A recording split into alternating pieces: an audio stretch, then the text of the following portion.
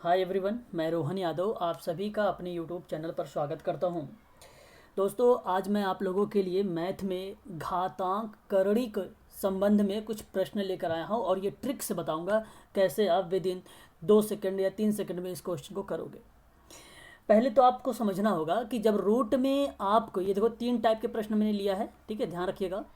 और रूट में आपको दिया हुआ है कि 88+3, फिर रूट में दिया है 88+3, रूट में दिया है 88+3, और ये गया है आपका इनफाइनाइट यानी अनंत तक गया है। तो मैं आपको पहले बताऊंगा इसका करना फैक्टर यानी गुणनखंड, और अंतर करने पर आपका कितना आना चाहिए, 3 आना चाहिए। ठीक है, ये चीज़ देखो क्वेश्चन में ही मिलेगा आपको। ठीक है, अगर मैं आपसे कहूँ 11 इंटू, अच्छा मल्टीप्लाई करने पर अगर 11 इंटू 8 करें तो मल्टीप्लाई करने पर 88 मिल जाता है हमें, है ना। इन दोनों का अगर हम अंतर देखें तो 3 आ जाता है। देखिए ये यहाँ पर 3 ऑलरेडी है ना। ऐसे ही आपको अंतर करना होगा। ठीक है, यदि आपका प्लस है तो प्लस पर कंडीशन पर यहाँ पर जो होगा 11 आपका आंसर होगा। यदि यहाँ पर माइनस होता तो आपका जो आंसर होगा वो 8 होता। ठीक है, ध्यान रखिएगा ये सारी की सारी चीज़ें। ठीक है भाई, इतना क्लियर हो गया। तो यहाँ पर आप देखिए प्लस दिया हुआ है तो इसलिए इसका जो आंसर होगा 11 हो जाएगा, है ना। बस उत्तर आ गया। माइनस दे रखा है तो इसका आंसर जो हो जाएगा वो 8 हो जाएगा, है ना। अब एक प्रश्न देखो यहाँ पर इस तरीके से, यदि यहाँ पर हमें फाइंड आउट करनी है वैल्यू को यक्स, तो हम ये यक्स मान सकते हैं 11 को। ठीक है, पहली वैल्यू जो बड़ी वाली है ये वैल्यू हम मान सकते हैं ये यक्स है, और जो दूसरी वैल्यू है इसको हम मान सकते हैं वाई। तो यहाँ पर देखिए अंतर, अगर अंतर पूछा है तो यक्स -11 करने का मतलब ये हुआ कि 11 - 8 कर दीजिए, अंतर निकल के आ जाएगा 3। यदि इतना दिमाग नहीं लगाना है तो आप यही जो प्रश्न में दिया हुआ है इसी प्रश्न का उत्तर बना लीजिए, ये 3 आ जाएगा आपका। ठीक है, यही आपका आंसर हो जाएगा। अगर मल्टीप्लाई दे रखा होगा, अगर किसी क्वेश्चन में अगर मान लीजिए कह देता है कि यक्स इंटू वाई का वैल्यू निकालिए, तो आपको क्या करना होगा 11 × 8 को करना होगा, तो 88 आंसर आ जाएगा यहाँ पर। ठीक है, अगर प्लस करने का अगर मान ले कहता है कि योग बताइए तो 11 + 8 करते तो आपका 19 आ जाता है ना, 19 आ जाता। ऐसे करना होगा इस प्रश्नों को। ठीक है, चलिए दूसरा प्रश्न देखिए करिए, और यहाँ पर भी सेम प्रोसीजर वही लगेगा जो मैंने आप लोगों को बताया है। 3 तरीके से मैंने प्रश्न को दिया हुआ है। ठीक है, ठीक वही प्रोसीजर है, वही प्रक्रिया इसमें भी संचालित होगी। तो अगर मैं इसका 63 का गुणनखंड करूँ तो उसका अंतर 2 आना चाहिए, है ना। तो अगर मैं कहूँ 7 9 जा तो आप लोग कहेंगे 63, तो इसका अंतर देखिए 2 आया कि नहीं आया, और ये अंतर यहाँ पे वैलिड है, मतलब दिया हुआ भी है। ठीक है, और यदि प्लस पूछा है तो प्लस में आपको कौन सी वैल्यू लेनी होगी, प्लस में अगर पूछा है तो बड़ी वाली वैल्यू कौन सी है भाई, ये हो गई आपकी। और माइनस पूछा है तो छोटी वाली वैल्यू आ जाएगी यहाँ पर, और प्लस का जब किया है तो यहाँ पे 9 आंसर हो जाएगा आपका। ठीक है, और माइनस है तो इसका 7 आंसर हो जाएगा। फिर अंतर पूछा है तो यदि आप चाहो तो यहाँ से 2 निकाल कर यही कर सकते हो अंतर में, और या तो आप इसका 9 - 7 कर लीजिए तो आपका 2 आंसर आ जाएगा। ठीक है, देखिए कितने आसानी से आप लोग क्वेश्चन को कर रहे हैं, है ना। ठीक है, ध्यान रखिएगा अंतर जो है जो क्वेश्चन में दिया रहेगा उतना ही आना चाहिए। ठीक है, 2 अंतर आना ही चाहिए। हाँ, अब देखिए इस प्रश्न में, और ये भी उसी टाइप का प्रश्न है, मैं आपको बता देता हूँ इसको भी। देखिए यहाँ पर वैल्यू नहीं दी गई लेकिन आप मान लेंगे 1। ठीक है, अंतर आपको 1 मान लेना होगा यहाँ पर। ठीक है, ध्यान रखिएगा यहाँ पर अंतर आपको 1 मान लेना होता है। ठीक है, उस प्लेस पर ऐसी कंडीशन पर आपको क्या करना पड़ेगा मैं आपको बताता हूँ, ध्यान से सुनिएगा। आपको 72 का गुणनखंड करेंगे वही प्रक्रिया चलेगी आपको। तो 8 9 जा कितना होता है भाई, 8 9 जा अगर आप कहेंगे तो 72 होता है, और अंतर कितने का भाई, 1 का है। सॉरी यहाँ पर माइनस नहीं होगा, है ना, 1 ही होगा, केवल अंतर हमने निकालना है। तो यहाँ पर प्लस और माइनस का चिन्ह नहीं, केवल 1 आपको समझना है यहाँ पर। ठीक है, तो अंतर 1 का है जो ऑलरेडी यहाँ पे दे रखा है, मतलब हम मान लेते हैं, दिया तो नहीं है। ठीक है, हम मान लेते हैं ऐसी कंडीशन पे ये होगा, अगर कोई डिजिट नहीं है तो 1 ही मानेंगे हम लोग उसे, और डिजिट दे रखा है तो फिर तो हमें बहुत सरल कर दिया वहाँ पर, है ना, कि इतने अंतर को हमें निकालना ही पड़ेगा। फिर तो ऐसी कंडीशन पर जो प्लस होगा वो 9 होगा और जो माइनस होगा वो 8 होगा, है ना। और आप देख लीजिए इसका जो सही जवाब होगा यहाँ पर 9 आंसर आ जाएगा, इसका 8 आंसर आ जाएगा। और अगर हम बात करूँ इसके तो 9 - 8 करेंगे तो 1 आ जाएगा, और अंतर आपका ऑलरेडी दे रखा भी है अंतर, है ना। तो आपका यहाँ पे जो 1 आएगा इसका करेक्ट जवाब हो जाएगा आंसर में, है ना। इसका आप लोग को ध्यान रखना है इस प्रश्न को। इस प्रश्न को देखिए, इसमें आपको क्या करना है भाई, ऐसा नहीं सोचना है कि इसका अगर आप गुणनखंड करोगे तो यहाँ पर 1 के अंतर आएगा ही नहीं। अगर आप मान लीजिए 1 यहाँ पर मान भी लेते हैं ऐसी कंडीशन पर, तो आप ज़रा सोचिए कि अगर आप यहाँ पे गुणनखंड 10 का करेंगे तो 2 इंटू 5 होगा। तो आप देखिए यहाँ पे कितने का अंतर आ रहा है, 3 का अंतर होगा। या तो दूसरा मेथड ये है कि आप 1 इंटू 10 करेंगे तो कितने का अंतर आएगा, 9 का अंतर आ जाएगा, है ना। और हमें अंतर 1 का चाहिए ऐसी कंडीशन पर। ठीक है, तो इसके लिए आपको क्या करना पड़ेगा, मेरी बात को बहुत ध्यानपूर्वक सुनिएगा आप सभी लोग। ठीक है, और इम्पोर्टेंट क्वेश्चन है ये, एग्जाम में पूछा भी जाता है ये।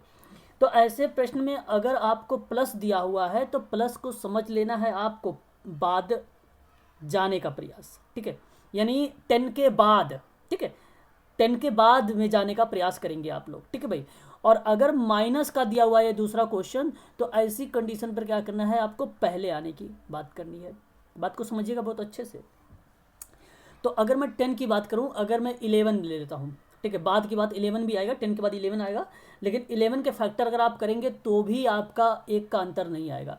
यदि मैं 12 ले लेता हूँ तो आप अगर इसका फैक्टर करें तो देखिए 3 इंटू 4 अगर मैं करूँ, 3 4 जा तो 12 होता है, तो इसका अंतर 1 आ जाता है देखो यहाँ पर।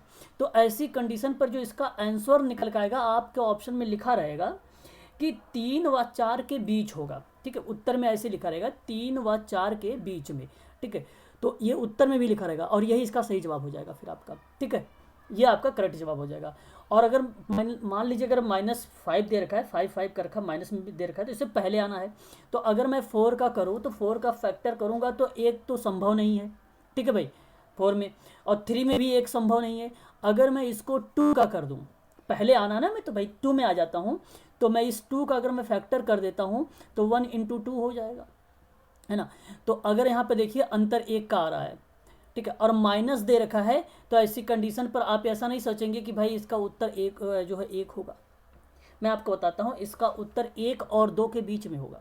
ऐसी कंडीशन, ऐसे प्रश्नों में आपको इस तरीके से चलना है। इसका जो उत्तर होगा 1 और 2 के बीच में होगा, ध्यान रखिएगा, इसका करेक्ट जवाब यही होगा आपका, है ना, जिसका अंतर 1 आए ऐसी कंडीशन पर। ठीक है, चलिए आगे बढ़ते हैं।